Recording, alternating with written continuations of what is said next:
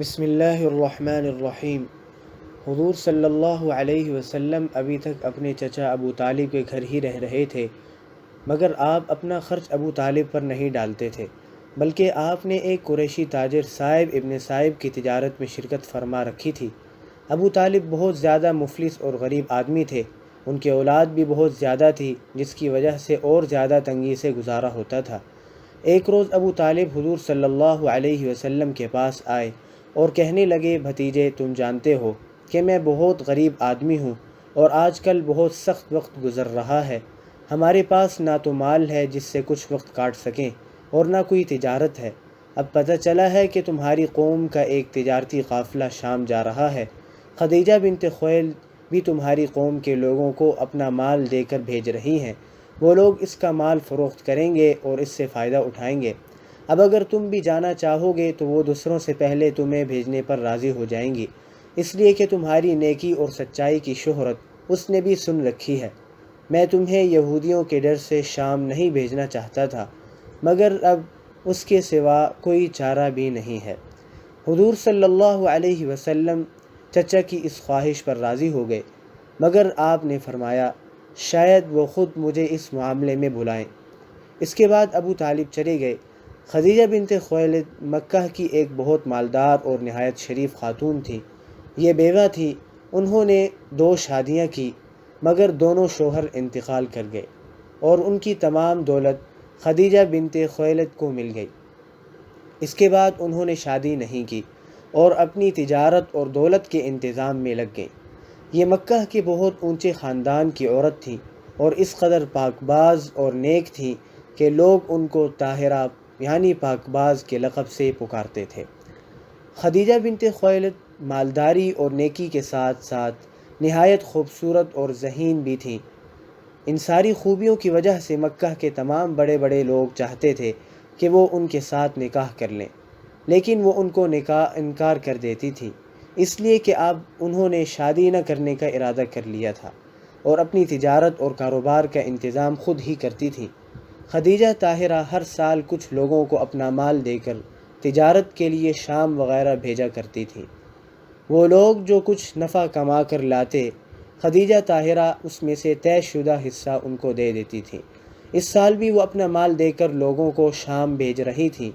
جب یہ بات ابو طالب کو معلوم ہوئی تو انہوں نے حضور سے آ کر کہا کہ آپ بھی خدیجہ کا مال لے کر چلے جائیں اور نفع اٹھائیں۔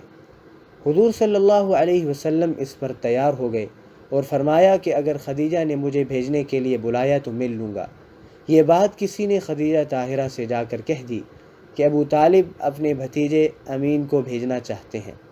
خدیجہ فوراً تیار ہو گئیں، اس لیے کہ آج کل مکہ کا ہر بچہ بڑا حضور کی نیکی اور سچائی کے گن گاتا تھا۔ اس وقت حضور کی عمر مبارک 25 سال کی تھی۔ یہ وہ وقت تھا جب کوئی بھی شخص آپ کا نام نہیں لیتا تھا، بلکہ آپ کی سچائی اور امانت داری کی وجہ سے آپ کا نام ہی امین پڑ گیا تھا۔ حضرت خدیجہ نے فوراً حضور کو اپنے پاس بلایا اور کہا، میں نے آپ کی سچائی، امانت داری اور نیکی کی شہرت سنی ہے، اس لیے میں آپ کو اپنا تجارتی مال دے کر بھیجنا چاہتی ہوں اور جتنا نفع دوسروں کو دیتی ہوں آپ کو اس سے دوگنا دوں گی۔ حضور صلی اللہ علیہ وسلم نے اسے قبول فرما لیا اور جا کر ابو طالب کو یہ بات بتائی۔ ابو طالب نے کہا، اس رزق کا اللہ تعالیٰ نے تمہارے لیے انتظام فرمایا ہے۔ جب قافلے کے چلنے کا وقت آیا تو خدیجہ طاہرہ نے اپنے غلام میسرہ کو حضور کے ساتھ کر دیا اور کہا کہ محمد صلی اللہ علیہ وسلم کی کسی بات میں خلاف ورزی مت کرنا، بلکہ ان کی رائے پر چلنا۔ ادھر حضور صلی اللہ علیہ وسلم روانہ ہوئے تو آپ کے سب چچا آپ کو رخصت کرنے کے لیے کچھ دور تک آئے۔ انہوں نے قافلے والوں کو خاص تاکید کی کہ وہ سب حضور کی حفاظت کا پورا خیال رکھیں۔ اس کے بعد یہ مبارک قافلہ روانہ ہوا۔ پہلے کی طرح اس دفعہ بھی آپ پر ایک بدری نے سایہ کر لیا تاکہ آپ دھوپ کی سختی سے محفوظ رہیں۔ قافلہ مکے سے روانہ ہو کر کئی جگہ ٹھہرتا ہوا ایک روز شام میں داخل ہو گیا اور وہاں بصرہ کے بازار میں جا کر ٹھہرا۔ وہیں قریب ہی ایک درخت تھا۔ حضور آرام فرمانے کے لیے اس درخت کے نیچے بیٹھ گئے۔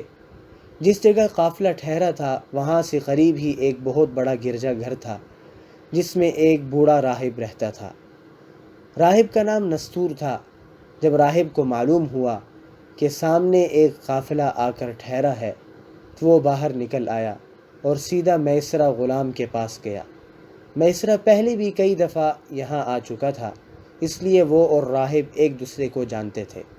نستور نے حضور کو درخت کے نیچے بیٹھے دیکھا تو اس نے حیرت کے ساتھ میسرہ سے پوچھا، میسرہ، یہ درخت کے نیچے کون شخص بیٹھا ہے؟ میسرہ نے کہا، اہل حرم میں سے ایک قریشی نوجوان ہے۔ نستور نے جواب دیا، اس درخت کے نیچے نبی کے سوا کوئی نہیں بیٹھتا۔ پھر راہب نے میسرہ کو کچھ نشانیاں بتائیں اور پوچھا کہ یہ علامتیں اس نوجوان میں پائی جاتی ہیں یا نہیں۔ میسرہ نے اقرار کیا کہ ہاں، یہ نشانیاں ان میں موجود ہیں۔ نستور راہب کو یہ سن کر یقین ہو گیا اور انہوں نے کہا، یہ وہی ہیں، یہی پیغمبر آخر الزماں ہیں، کاش میں ان کے ظہور کا زمانہ پاؤں۔ اس کے بعد نستور راہب نے حضور کے پاس آ کر مہر نبوت دیکھی اور گواہی دی کہ آپ وہی نبی ہیں جن کا تورات میں ذکر ہے۔ میسرہ ان باتوں کو دیکھ کر حیران ہو رہے تھے۔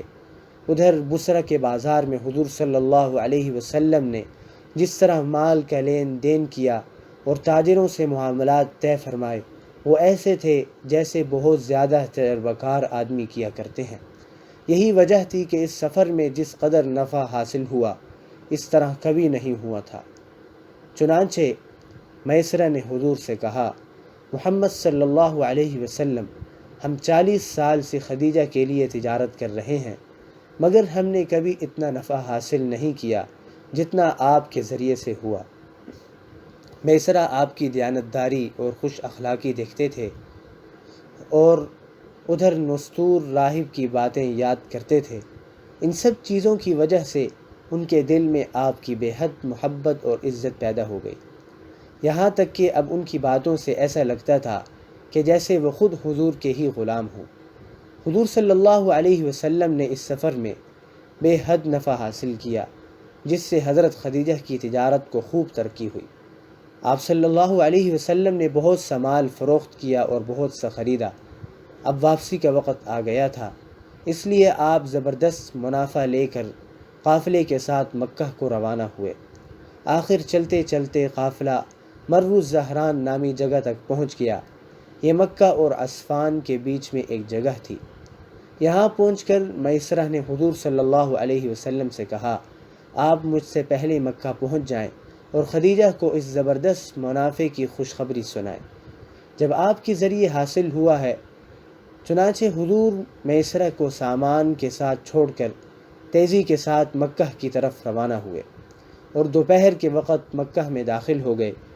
جس وقت آپ مکہ میں داخل ہوئے اس وقت خدیجہ طاہرہ اپنے مکان کی ایک کھڑکی میں بیٹھی ہوئی تھیں اور ان کے پاس کچھ دوسری عورتیں بھی بیٹھی ہوئی تھیں۔ اچانک انہوں نے دیکھا کہ ایک سوار تیزی کے ساتھ اپنا اونٹ دوڑائے چلا آ رہا ہے اور ایک فرشتہ اس سواری پر سایہ کیے ہوئے ہے۔ حضرت خدیجہ نے تعجب سے یہ منظر دیکھا اور فوراً دوسری عورتوں کو بھی دکھایا۔ وہ سب بھی اس سوار کی شان دیکھ کر حیران رہ گئی۔ کچھ ہی دیر بعد حضور صلی اللہ علیہ وسلم خدیجہ طاہرہ کے مکان پر پہنچ گئے۔ آپ نے ان سے مل کر سفر کا حال بتایا اور جو نفع حاصل ہوا تھا وہ سب بتایا۔ یہ نفع اس سے دوگنا تھا جو حضرت خدیجہ کو ہمیشہ حاصل ہوتا تھا۔ خدیجہ طاہرہ نے جب یہ باتیں سنی تو انہیں بے حد خوشی ہوئی اور ان کے دل میں حضور کی محبت و عزت بہت زیادہ بڑھ گئی۔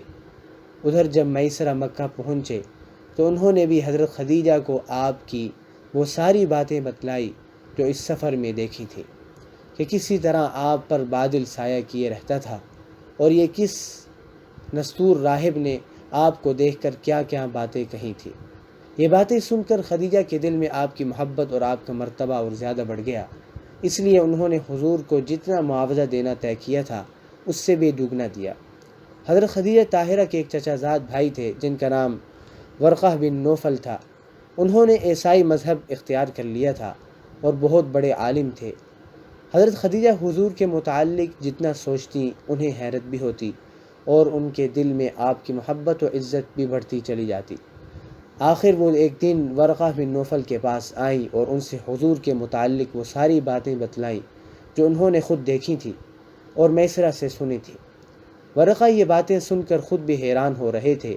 آخر انہوں نے کہا، خدیجہ اگر یہ باتیں سچ ہیں تو سمجھ لو کہ محمد صلی اللہ علیہ وسلم اس امت کی نبی ہیں۔ مجھے معلوم ہے کہ ایک نبی آنے والے ہیں اور لوگ ان کا انتظار کر رہے ہیں۔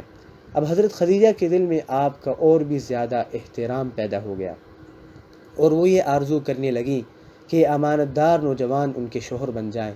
آخر یہ آرزو اتنی بڑھ گئی کہ خدیجہ نے ایک روز ایک عورت نفیسہ بنت منبہ کو بلایا اور ان سے کہا کہ وہ حضور کے پاس جا کر شادی کا پیغام دیں۔ نفیسہ اس خدمت پر تیار ہو گئیں اور حضور کے پاس آ کر کہنے لگیں، محمد صلی اللہ علیہ وسلم آپ شادی کس وجہ سے نہیں کرتے؟ حضور نے فرمایا، میرے پاس اتنا روپیہ کہاں جس کے ذریعے میں شادی کر سکوں۔ نفیسہ نے کہا، اگر اس کے بغیر ہی آپ کو حسن و جمال اور دولت و عزت مل جائے۔ آپ نے پوچھا، وہ کون ہے؟ انہوں نے کہا، خدیجہ۔ آپ نے فرمایا، وہ مجھ سے کیسے شادی کر لیں گی؟ کیونکہ حضرت خدیجہ اپنے حسن و جمال، مال و دولت اور پاک بازی کی وجہ سے مشہور تھیں۔ مکہ کے بڑے بڑے سردار ان سے شادی کرنا چاہتے تھے مگر وہ ہر ایک کو انکار کر دیتی تھی۔ اسی وجہ سے حضور کو یہ خیال ہوا کہ جب وہ ہر ایک کو انکار کر دیتی ہیں تو کیسے راضی ہوں گی۔ اس کے بعد نفیسہ حضرت خدیجہ کے پاس آئیں اور ان کو ساری بات بتا دی کہ محمد صلی اللہ علیہ وسلم راضی ہیں۔